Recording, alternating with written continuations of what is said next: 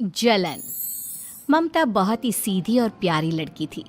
वहीं सुनील एक सरल और आगे बढ़ने की सोच रखने वाला लड़का। सुनील, बेटा सुनील कहाँ है? अरे जरा एक गिलास पानी तो दे दो। हाँ माँ, अभी आया। क्या माँ, पानी तेरे सर के पास ही तो रखा है। क्या हो गया है, तबीयत खराब है क्या? अरे नहीं नहीं, वो उठने का मन ही नहीं कर रहा था, तो देखा ही नहीं। वैसे क्या कर रहा है? यहाँ बैठ ना मेरे पास। माँ पढ़ रहा था। वो क्या है ना, नौकरी में तो वक्त नहीं मिलता, अब ऑफिस से घर आकर ही तो वक्त मिलता है। अच्छा अच्छा ठीक है, पढ़ ले जा बेटा। सुनील पढ़ लिख कर और आगे बढ़ना चाहता था, लेकिन माँ की तबीयत खराब देखकर सोचता है कि शादी ही कर ले। कब तक माँ का ख्याल वो अकेले रख पाएगा? तो एक दिन, माँ ये ममता है, मैंने इससे शादी कर ली है। तुम्हारी तबीयत भी ठीक नहीं रहती, तो मैंने सोचा शादी कर लेता हूँ। घर संभालने वाली और तुम्हें संभालने वाली कोई आ जाएगी तो अच्छा रहेगा। माँ अचानक से सामने बहू देखकर हैरान रह जाती है। बेटा ये क्या बात होती है? न बैंड, न बाजा, न दहेज, न शगुन, ऐसा कैसे बहू आ गई? माँ तू तो जानती है, मैं नौकरी के साथ पढ़ाई कर रहा हूँ, तो कहाँ से इतना पैसा बचा पाता कि धूमधाम से शादी करता।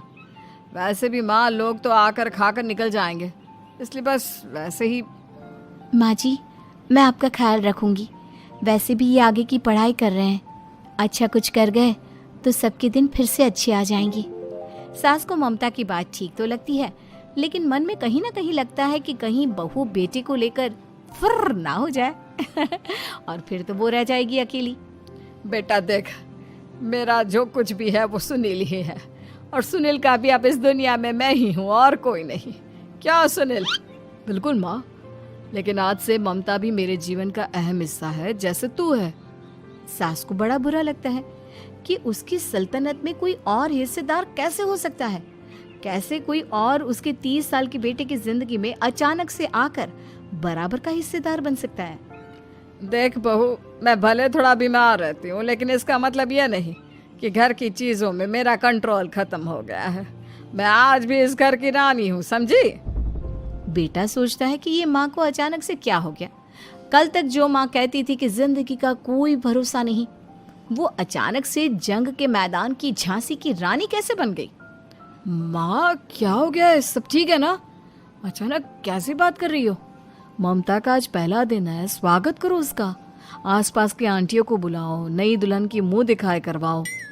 खैर, सास होने का फर्ज निभाती है और बाद में एक सहेली के साथ बाहर निकल जाती है। क्यों री बताया नहीं कि बेटे का ब्याह कर रही हो? वैसे तो सारा दिन हम ही में घुसी रहती हो। अरे मुझे भी तो अभी पता चला, यूं अचानक सर पर लेकर आ गया। कहता है बहू है माँ तुम्हारी, अब इसको भी इतना ही मैं प्यार करता हूँ जितना तुझे करता हूँ। लो जी, ये क्या बात होगी? क्यों इतना प्यार करता है? अरे माँ का प्यार तो ज्यादा होता है। अब उसको तो कोई दूसरा पति मिल सकता है, लेकिन तुम ही बताओ, क्या माँ की ममता किसी और की हो सकती है? ना जी ना, बेटे को समझाओ ये बात। अरे क्या समझाऊं, मुझे तो खुद ही समझ में नहीं आ रहा कि क्या हो रहा है। जो बेटा कल तक माँ माँ करता था, अचानक से बीवी बीवी का राग आलाप रहा है। देखा, उसकी बीवी ना सुंदर और जवान है। सुंदरता के आगे तो एक से एक नहीं टिके, तो तेरा बेटा किस खेत की मूली है? सास को भी समझ में आ जाता है कि बहू की सुंदरता के आगे माँ का प्यार किसी काम का नहीं। उधर बीवी, ए जी, अम्मा जी सहेलियों को छोड़ने गई थी, अभी तक आई नहीं, हम देख आए क्या? अरे रहने दो ना, आ जाएंगी। कहाँ जाएगी, उनकी आदत है, एक बार जाती है तो पूरी पंचायत खत्म करके ही आती है।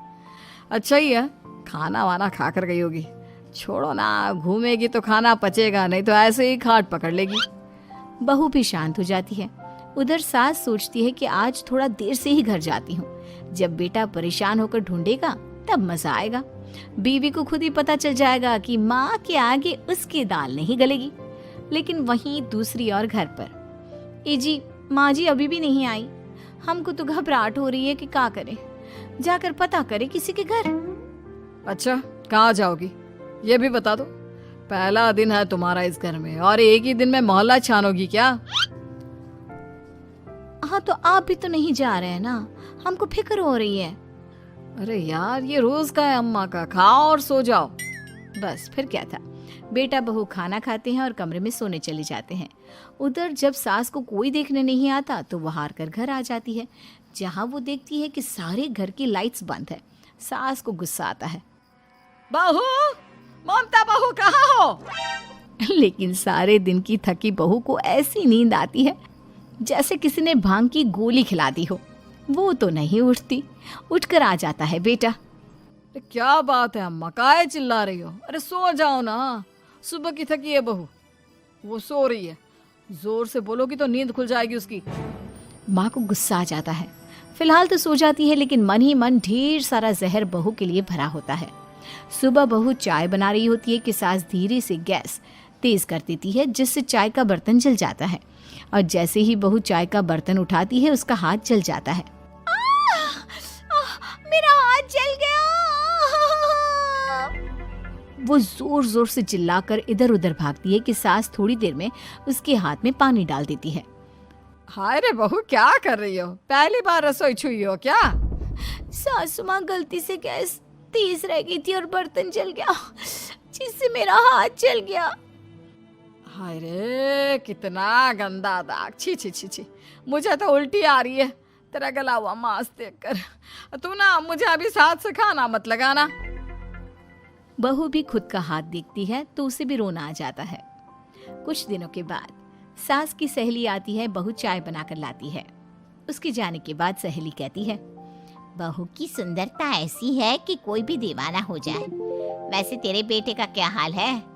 अरे वैसा ही है, बहू के पीछे लट्टू। क्या करूं, कुछ समझ में नहीं आ रहा। मैंने तो बहू के चेहरे पर दिवाली के पटाखे की चक्री फेंक दी, उसका पूरा चेहरा जल गया। अब देखो ना रही सुंदरता, और ना ही अब मेरा बेटा उसे पूछता है। अरे अब तो वो उसे छोड़कर दूसरी भी देखने को बोल गया है मुझे। बहू सारी बात सुन रही होती है। आंटी एक बात बताइए, क्या भरोसा है कि दूसरी सही आए और आपके अनुसार रहे? देखिए आंटी, मेरी सासू माँ को गलत बात सिखाने की जरूरत नहीं है।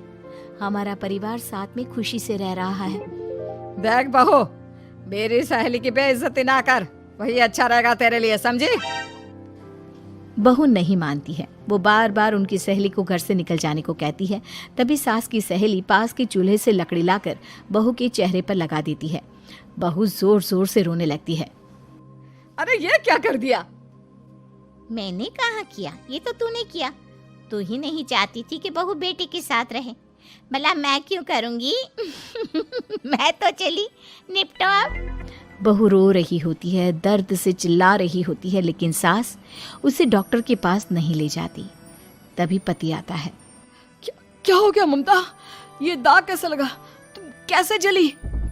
ममता कुछ नहीं कहती, बस दर्द से करा रही होती है। पति माँ की तरफ देखता है।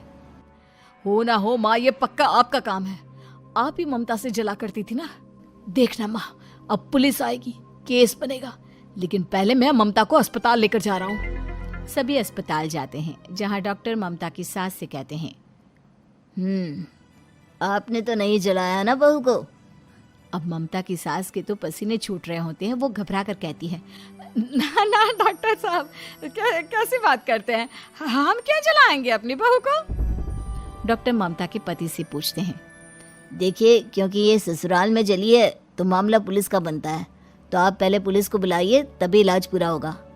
सास डर जाती है कि अब तो बच्ची जिंदगी जेल में ही रहना होगा। रहने दीजिए ना, पुलिस को क्यों बुलाना?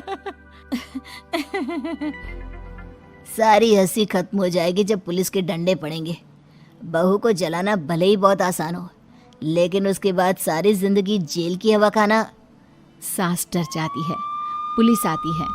पास लेटी दर्द से करा रही ममता स्टेटमेंट देती है। तो क्या हुआ था? कैसे जली आप? ममता पास खड़ी सास को देखती है। बेटी बताओ, कैसे जल गई तुम? ओए, काका का किरण वाली शाहरुख, चुप, बिल्कुल चुप। सास चुप। सभी इंतजार करते हैं कि ममता क्या बोलेगी। जी मैं खाना बना रही थी, लकड़ी उड़कर मेरे ऊपर गिर गई और मैं जल गई। सास बहू की बात सुनकर रोने लगती है। देखा माँ, कितनी समझदार है ममता। ये चाहती तो, हाँ बेटा, ये चाहती तो मैं आज जेल में होती। मुझे माफ कर दे, मैं आगे से अभी कभी ऐसा नहीं करूंगी। बहू के साथ मिलकर रहूंगी, मुझे माफ कर दे। उम्मीद है कि आपको हमारी ये कहानी पसंद आई होगी। कृपया हमारे चैनल को सब्सक्राइब करें और सभी अपडेट्स के लिए बेल आइकन जरूर क्लिक करें। और हाँ, वीडियो लाइक और शेयर करना मत भूलिएगा। Bye bye.